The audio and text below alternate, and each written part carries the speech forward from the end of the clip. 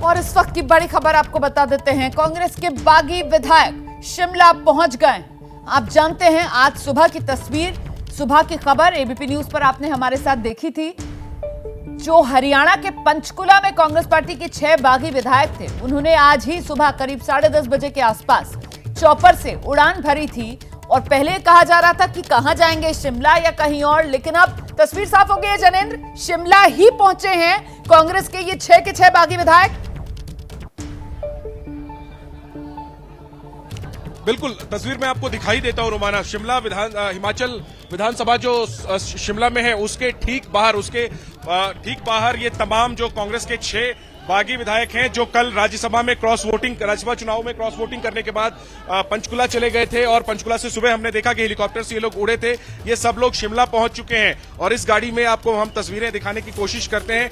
चैतन्य शर्मा आपको बीच में दिख रहे होंगे, यंगेस्ट विधायक हैं, और उनके बगल में सुधीर शर्मा है, उनके साथ में एक और विधायक है।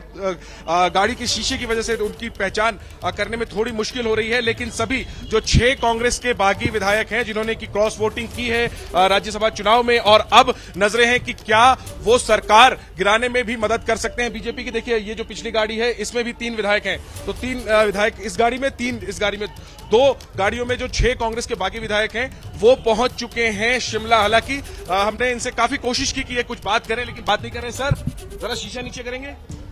आप लोग पार्टी के साथ हैं या बीजेपी के साथ हैं? आप लोग देखिए, तो फिलहाल बात नहीं कर रहे। एक बार सुधीर शर्मा जी से भी कोशिश कर लेते हैं समझने की कि इनका क्या कहना है। सुधीर जी, सर कुछ कहना चाहेंगे?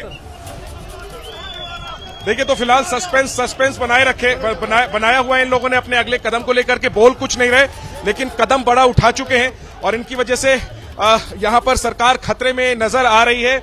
और फिलहाल ये तस्वीरें हिमाचल प्रदेश विधानसभा की हैं, और इन सबकी जो गाड़ियां आई हैं सिक्योरिटी गेट पर इन्हें रोका जा रहा है। ये जितने भी हमारे एमएलए आ रहे हैं इनको यहाँ पर रोक दिया गया है। आपने देखा सुधीर शर्मा जी यहाँ पर हैं, बाकी हमारे सुखराम चौधरी जी आए हैं, इन सबको यहाँ पर रोक दिया गया है। आप कांग्रेस से हैं बीजेपी से? मैं बीजेपी से, क्या हम शिमला के रहने वाले हैं। अच्छा, आप आम आदमी? हाँ।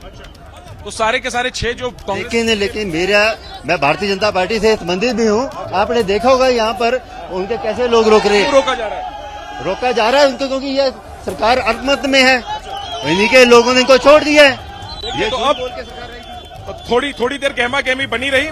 जो गाड़ियां आई थी उसकी जांच पड़ताल करने में थोड़ा समय लगा, जिसकी वजह से नारेबाजी भी। और अब देखिए सारे 6 के 6 बागी विधायक जो हैं वो उनकी गाड़ियां अब अंदर जा चुकी हैं, और किस तरीके का मूड है शिमला में कि गाड़ियां रुकी तो आम लोग जो यहाँ पर एक बस स्टैंड है वहां बसों का इंतजार कर रहे थे, आम लोग जो चौराहे पर मौजूद थे वो सब लोग आ गए इन बागी विधायकों के समर्थन में।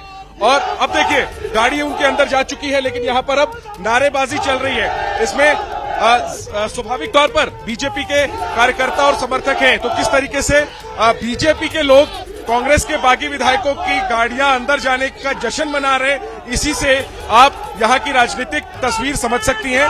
इनके क्रॉस वोट से बीजेपी का प्रत्याशी राज्यसभा का चुनाव जीता, और अब इन पर काफी दारोमदार और इन पर नजरें टिकी हुई हैं कि ये क्या करते हैं। अब जिस तरीके से यहां पर बीजेपी द्वारा दावा किया जा रहा है कि सरकार के पास बहुमत नहीं है, संख्या बल को लेकर चुनौती दी जा रही है, और उसमें इन 6 विधायकों की बगावत बेहद अहम है। और अब इसमें विक्रमादित्य सिंह का नाम भी कहीं न कहीं जुड़ गया है। वो राज्यसभा चुनाव में तो पार्टी के साथ थे, लेकिन अब उन्होंने मंत्री पद से इस्तीफा देकर अपने इरादे। ठीक है, अब आप रहिए मेरे साथ, सचिन का रुख कर लेते हैं। जिस जगह सचिन मौजूद है वहीं पर अब ये 6 विधायक उनके कैमरे में नजर आ रहे हैं। जी सचिन ने कुछ जवाब नहीं दिया इस सवाल का कि वो कांग्रेस के साथ आए या बीजेपी के साथ, पर रवि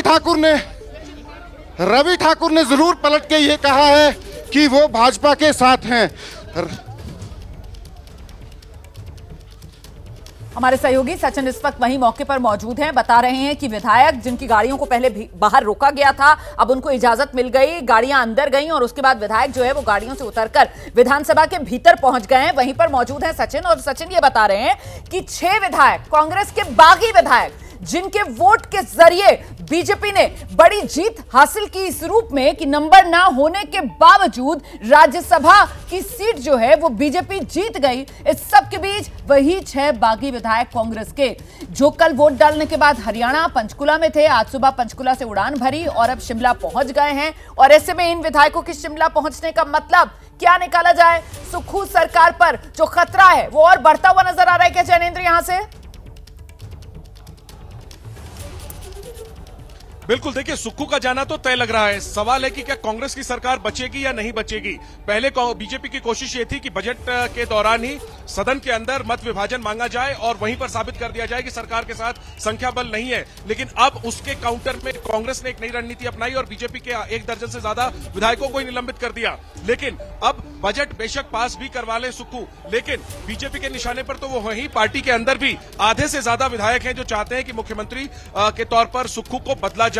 और उसमें ये 6 विधायक तो हैं ही जिन्होंने कि राज्यसभा चुनाव में क्रॉस वोटिंग करके बगावत का बिगुल फूका। अब उसमें प्रतिभा सिंह का कैंप भी जुड़ गया है। विक्रमादित्य के इस्तीफे को आप इसी रूप में देखिए और अब कोशिश ये हो रही है कि प्रतिभा सिंह के कैंप के द्वारा ये दबाव बनाने की कोशिश हो रही है कि उनके कैंप का कोई व्यक्ति जो है वो मुख्यमंत्री बने।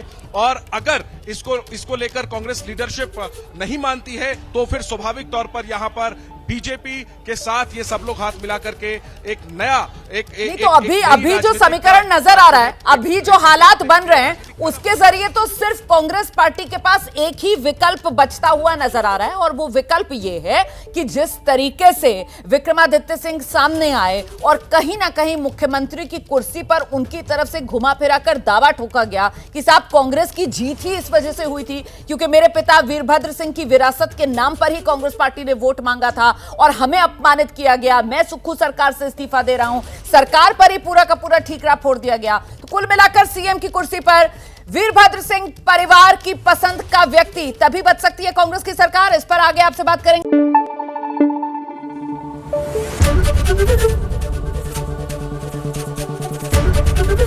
एबीपी न्यूज आपको रखे आगे।